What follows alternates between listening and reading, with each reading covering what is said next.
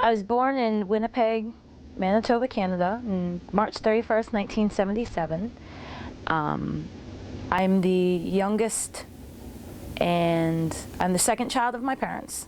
They have a son named Steve, who's my older brother, and then it was just me, and I was the last one.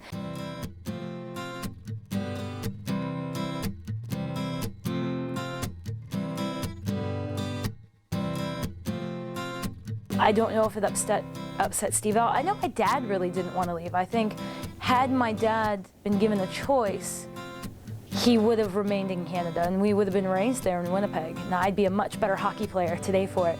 But for me, it didn't really affect me at all. So I was, again, really, really young when I left.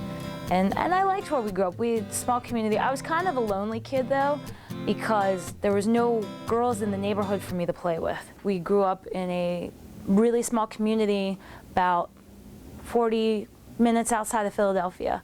And after my grandfather passed away, we moved into his home to take care of my grandmother. And it was a really big house.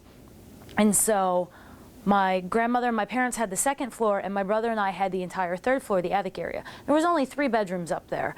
There was a storage area, Steve's bedroom, my bedroom.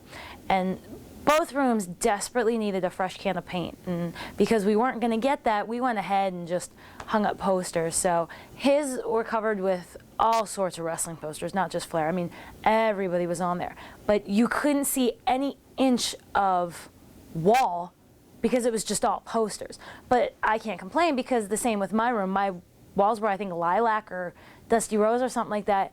But every inch of it was New Kids on the Block, Joey McIntyre posters. That's where my heart was. That's where I loved it.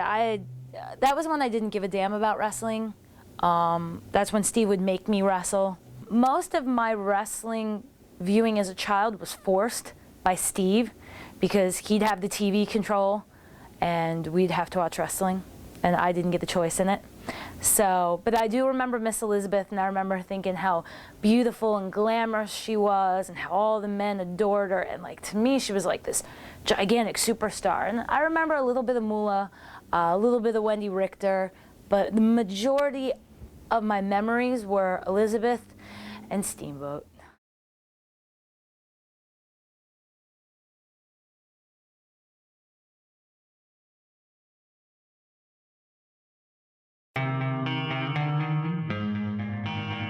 My school years, I'll be honest, I hated high school. Absolutely hated it. Couldn't wait to get out.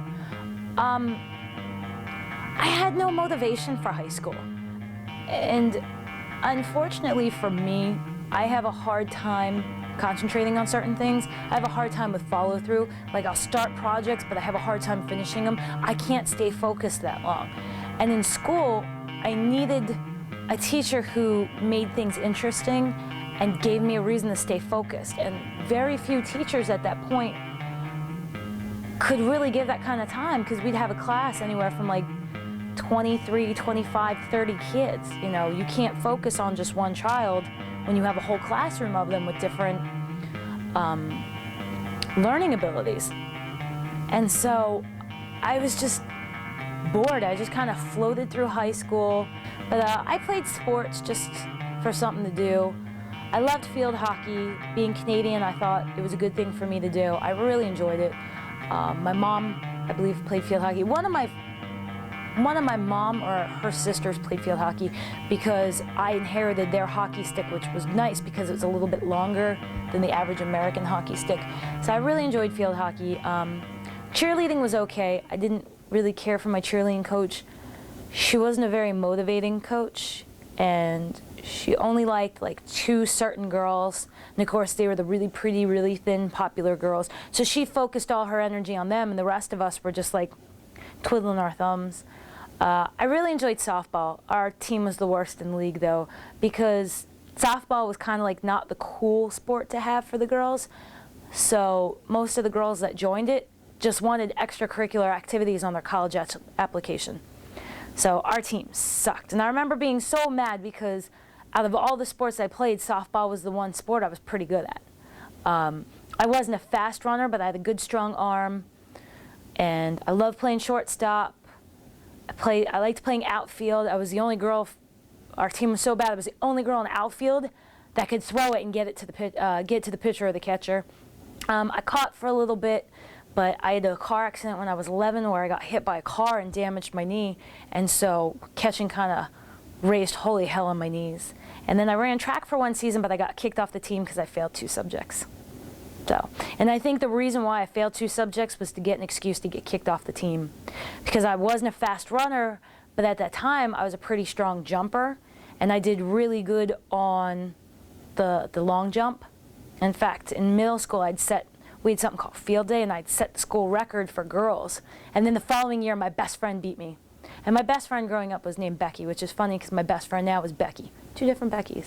But yeah, my best friend in middle school beat my record, but I hated track and field. Hated it. If I would go back and do it all over again, I would have stuck with hockey and I would have stuck with softball. But by the time I was a sophomore or a junior, I'd gotten an after-school job at the local Dairy Queen, so I just bagged all the extracurricular shit, went, did my time at school, and was just counting the days down so I could get out, and did my job at Dairy Queen.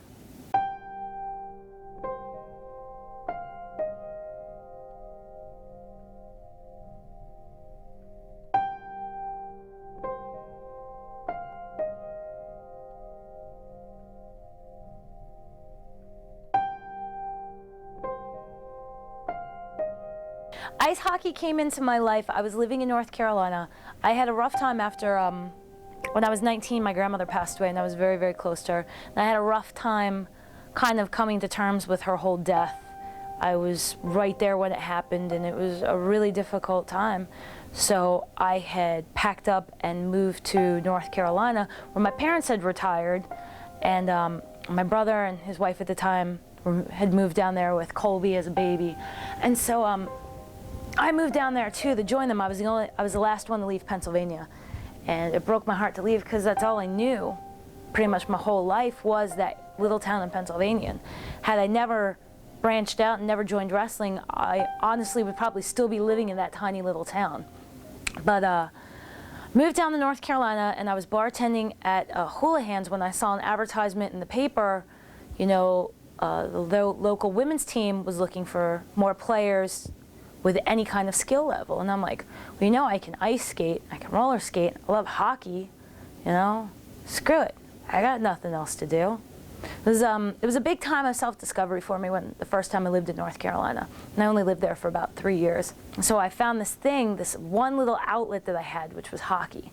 And I was like, you know what, I'm gonna go for it. And so I called it up on a whim and talked to them, and I was like, well, I'll go out and meet them. And I talked to my parents about it, and at that point they were so concerned about my mental state just because I was grieving so hard for so long that they were 100% encouraging me, you know, get out, meet some people. That's probably why you're so miserable down here, is you have no friends. I mean, I had nobody down when I first moved to North Carolina outside of my family. The brightest spot of my day was having breakfast with Colby every morning. So Colby'd come over, I'd make tea and make his juice, and we'd have a little bit of toast and butter together, and we'd sit and snuggle and watch Blue's Clues together. That was the brightest spot of my day. So I joined the hockey team, and I loved it, and I love the girls. I'm still friends with some of them to this day. And I played with them for 2 years, and there was a little bit of time, like right after I turned 21, that it wasn't about being a hockey team. We were drinkers with a hockey problem. Because as soon as we would go, and we'd have a weekend where it's like, okay, we've got tournaments set up. All right, we got this game, so we just got to make it to the end of that game. We get into town, first thing we do, hit the liquor store. As soon as we're done, we just party all night, sleep for a couple hours, sober up, hit the ice, back to the party. And it was just a good time, and they're good girls, and I miss it. I love playing hockey. I'd love to play again.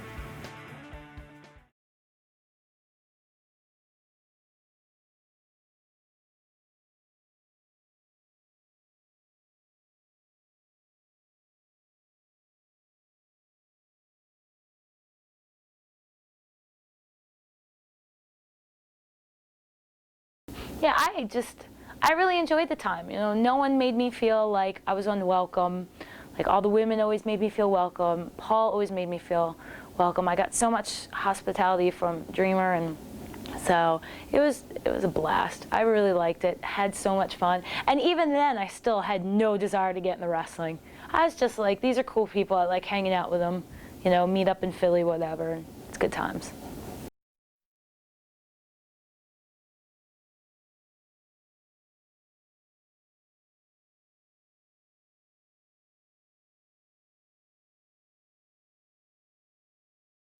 I just always wanted to be supportive of Steve.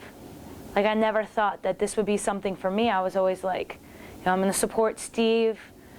I was very, very proud of the fact that my brother was someone who followed his dream. A lot of people have dreams growing up. How many people actually make them happen? And especially something like becoming a wrestler. It's like becoming an actor, becoming a rock star. It happens so infrequently, and it never happens to people that you know. And here I have this brother who's been busting his ass, and things are happening for him. And I was so proud that I could say that my brother was someone who followed his dreams and made them happen. So I just wanted to be a really supportive sister. My debut show, okay, it was May 2000. I don't even remember the date. That's how, like, I just didn't expect it to become anything. And Francine was doing a show for IWA Reading. And like, Sandman's there, and he's just being crazy, usual Sandman. And so he's going over his stuff, and he's working with one of the guys from The Damned, which was a tag team out of Rhode Island. And so he says to me, he's like, my wife didn't come tonight, I need a valet. Can you do it, girl? You're a Carino, you'll be fine. I just need you to fill in tonight. And I was like, no, I don't want to do it. You know, that's not my thing. You know, and I don't want to piss off my brother by stepping on his toes and doing a show without talking to him. And everyone's like, no, do it. Jack's like, come on, do it. Franny's like, you can do it. He'll understand. And so we were like, no, no, no. I really don't want to get in trouble with my brother. And so somebody tried calling my brother on the phone, and I called my parents, and I'm like, Mommy, what should I do? And my mommy's like, do it. It's one time. You'll have fun. Your brother won't get mad. And so finally they convinced me to do it. Francine puts a little makeup on me, and she was like, I have extra clothes. And I remember Sandman going, no, I don't want her wearing your clothes. I want her to look really girl next door, because then people won't expect it.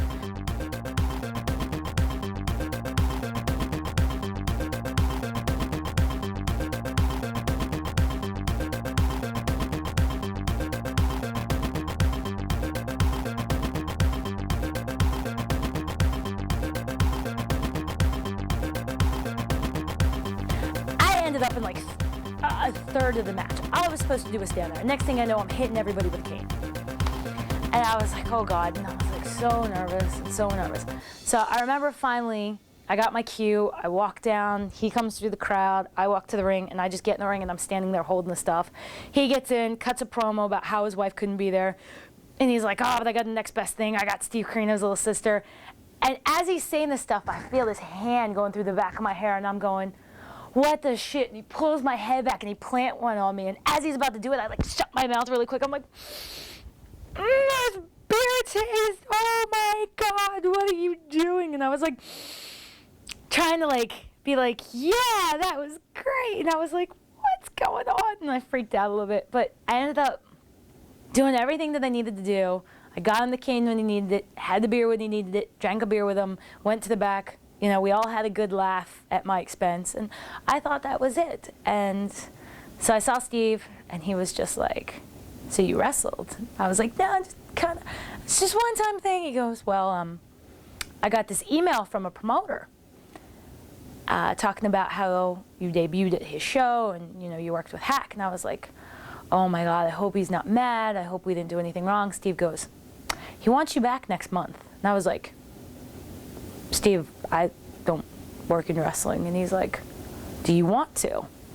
And I could see he was really, really hesitant. And I was like, I don't know, you know. And he was like, listen, he goes, if you're going to do it, you're going to do this right. He goes, it can't be a hobby. This has to, you know, you have to treat it with respect. You have to train, you have to learn to bump, you have to start doing ring crew. Like, he sat me down, he explained everything that I would need to do. I couldn't just go and be like, oh, I'm bored, I feel like doing a show. Go do a show, not give a shit about, just go and do it just because I have nothing better to do on a weekend. And so we talked about it, and I was like, well, you know, because of you, Steve, if I'm going to do this, I want to do this right because I want to make you proud. I don't want to bring any kind of shame to the family name. So we finally agreed, you know, I would do another show, see how that goes. And then, like, I got like a lot of support from Keener, and I got a lot of support from my family and from Francine and stuff. So I ended up going and doing the next show, and that's when they put me with Rapid Fire. And I worked with Rapid Fire and Samu of the Wild Samoans. And they were like, well, you know, we're going to bring you out as Kathy Carino. And I was like, really? I'll be honest, you know, I don't want to use my first name. I don't think that's a very good wrestling name. So I went with my middle name, which is Allison. And part of why I went with my middle name is when I was in Canada, when my mom was pregnant with me, my brother had a friend who lived up the street who just had a little sister named Allison. And Steve thought that was the coolest thing. So he wanted a little sister named Allison. And so he begged my parents, please name her Allison, please name her Allison. So when I was born, my parents, I'm named after my one grandmother, Catherine, so they named me Kathy Allison. And so I wanted to just pay a little respect to my brother by taking Allison as my middle name, taking it as my wrestling name. So that's when I became Allison.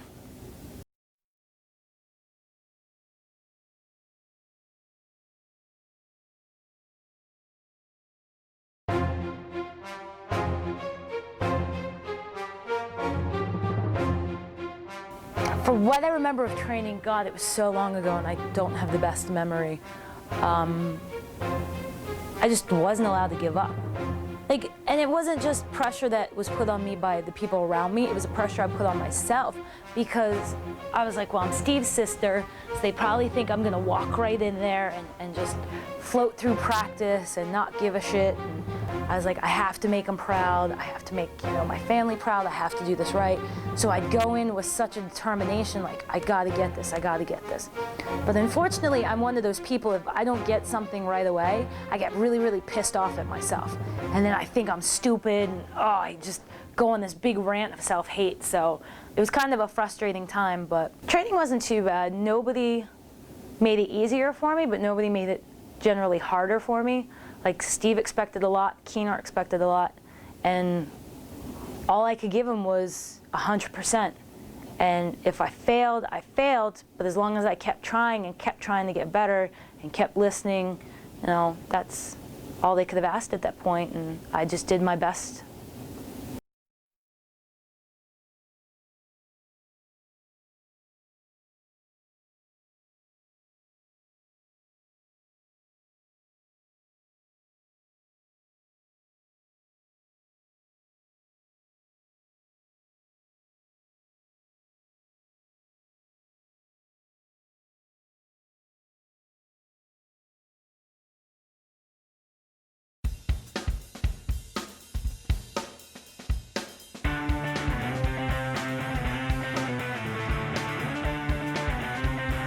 When I was teaming with Rapid Fire, that was,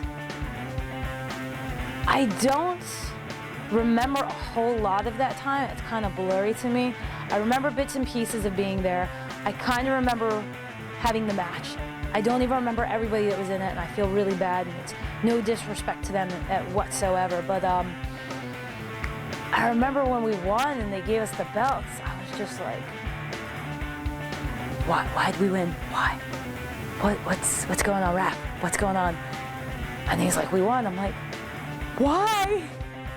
I'm like, it's so early, I'm not ready for this, but it was cool. I really enjoyed it. Nobody expected to see the intergender tag team win. And I was like, at that point, I don't think there was any intergender tag matches going on, and I certainly don't think there was any other intergender tag champions. I think we were one of the first on the independent level, you know, to win that. So that was a really cool feeling. That it's a little bit of groundbreaking history, not anything like off the charts, but it was a good time. And then Raph got hurt. I can't remember what he got hurt on, but I know he was out for a while. And so they put me with Biggie Biggs, and that was a blast because Biggie really took the time to help me You know, because I always get nervous before a match. Even today, I still get nervous before a match. And I always go through the warming up right before my music hits. Why do I do this? Why do I do this? I'll look at somebody, I'll be like, why do we do this? I don't know. And, you know, Biggie kind of guided me through it. And so I don't believe we held the belts all that long. First spot, first match, first table, first woman. That accurately describes my debut at Ring of Honor. I had a lot of firsts for that company. First table spot, first guy on girl action kind of thing. So we just kind of sat and talked for a little bit, me and the Christopher Street Connection, and kind of worked it all out. And it was really neat because like there was such an energy at the Murphy Rec Center. Like so many people came out and the building was like, it had this magic to it because this was like one of the bigger shows that I've done at this point, and there's so many like stars and amazing talent, and I'm like, oh my goodness, like what am I doing here? And I got my hair done in time for it, I got a brand new outfit for it, and I was like, I really, really, really, you know, just want to do well and make everybody happy and proud. And so I was scared to death though. I was really scared about the idea of, you know, going through a table. And there was concerns about my size that I wouldn't weigh enough to break the table and then I'd get hurt. And that's why Buffy ended up being on the table. And so we go there, and I remember hearing the music, and I'm just in the back like, okay, get excited, get excited, get excited, and I come through, and I'm like, think yay! And I'm like, yeah! Smiling at everybody, yay, what's up? Got my strut going. You know, because at this point, people kind of knew who I was, especially in the Philadelphia area, but, you know, I wasn't that big of a name. But people knew me from, like, doing IWA and doing IWF and little things here and there. So, but this was, like, one of the biggest things I've done to date was to do this Ring of Honor debut show. And I was just like, in the back of my head, I was like, oh God, this is gonna hurt so much, but it's gonna be worth it, and I'm gonna make everybody happy and proud. And so we get in the ring and everything happens and they make out, and we hear the hit squad come and they hit the ring and boom, boom, boom. And like, I tried so hard, and I was like, I remember at one point they had me by the hair and they're pulling me by the hair and I'm trying to get it off. And at one point, Dan lets go of me to get on the thing, and I go, he let go of me. What would I do? I should run. And I start to run. I run right into Steve, and Steve's like, where are you going? I go, he let go. I thought I should run. And he's like, all right, you can do this. You can do this. And I was like, I'm so scared. So they hoist me up there, and I'm up there, and the last thing I hear is Dan go, I love you. Whee! And so we go, and I was like, I felt very safe with him. And it's funny because I hit my head at the bottom, because I hit Buffy, and as the table broke, I bounced off of Buffy and landed on the back of my head next to the table. And I was like, oh. But then like I hit my head and I kind of laid there, and I was like, okay, that wasn't too bad. Head kind of hurts a little bit, but I'm okay. And I'm like, okay, neck's all right, back's all right, arms, like, everything's good. Woo! I was like, yay, okay, play dead. And it was just like such a good feeling. They carried me to the back. You know, everyone was like, wow, you did really, really good. I'm like, thank you so much. You know, I thanked Gabe first time, thanked Rob first time. And I thought maybe that would be it. But after that, Gabe's like, you know, can you start working for us regularly? We want to keep you guys together. And I was like, I'd love to. And that's when, you know, Christopher Street Connection with Alice in Danger really became formed. Just craziness working with Christopher Street Connection, because we got to be so ridiculous. I got to go somewhere completely different with my character, and I had more direction with my character at Ring of Honor than I had, because up until then, you know, I was pretty responsible for who my gimmick was and how I wanted to be presented, and I was struggling with that. I didn't find anything at that point that fit with me. And here at Ring of Honor, Gabe's like, okay, I need you to be the lesbian, I need you to be the fag hag, I need this from you. And that's what I needed at that point, and I got it from Gabe, was I needed guidance on where to take my character. And that's when I started coming with the funny hairstyles, and like the different color eyeshadows and the rainbow outfits, and if it was bright and it was obnoxious, then I would wear it, and glitter everywhere, and I would bring like styling products and fashion accessories with me, and then the three of us would share it. Like, we were like girlfriends in the locker room, which sounds odd, but that's really how it was. There was a really deep mutual respect and admiration and friendship between me and Buffy and Mace. Alexis came in, and she came in with Joey and Christian, and I'm remembering, I don't remember how it all came about. I remember we did something where I ended up, I guess she got hit with something, I caught her in the ring, and I believe it was her idea for me to spank her. But I think it was my idea that right before I did it, I painted my hand with glitter, and then I cracked her, and a lot of, like, only the people really close saw that I left a glitter handprint. Because I was like, not only am I gonna humiliate her, everyone knows we're wearing all this glitter and all this flashy stuff, you know, why not really make that stand out and make my handprint stand out? And that was kind of meant to add insult to injury. And so I remember bits and pieces. I think we did the first intergender six-man, I think was us at Ring of Honor. And even at this point, I still wasn't a very good wrestler. So a lot of it was the five of them just having little stuff with me. Like, I remember the one six-man kind of where we really didn't do much with me. I think they hit the finish. I think I just came in and pinned her. So it was a lot of working around my wrestling weaknesses. And Mickey was brilliant to work with because she was a very good wrestler at the time. She understood wrestling, and she was willing to work with me, and she carried me. She could carry a mop to a good match, and that's what she did with me. She worked a lot with me and kind of gave me some guidance, gave me some suggestions, helped me with my confidence. So Christopher Street Connection helped a little bit with that. Keener helped a little bit with that. You know, Gabe was helping with that. And it was pretty much not about the wrestling, it was mostly about the story. Where later in Ring of Honor, it became with the girls more about the wrestling, making sure the wrestling was good. And we had a good time working that. Getting to work against one of the best tag teams on the indies at that point, York and Matthews. I mean, they were really, really hot at that point.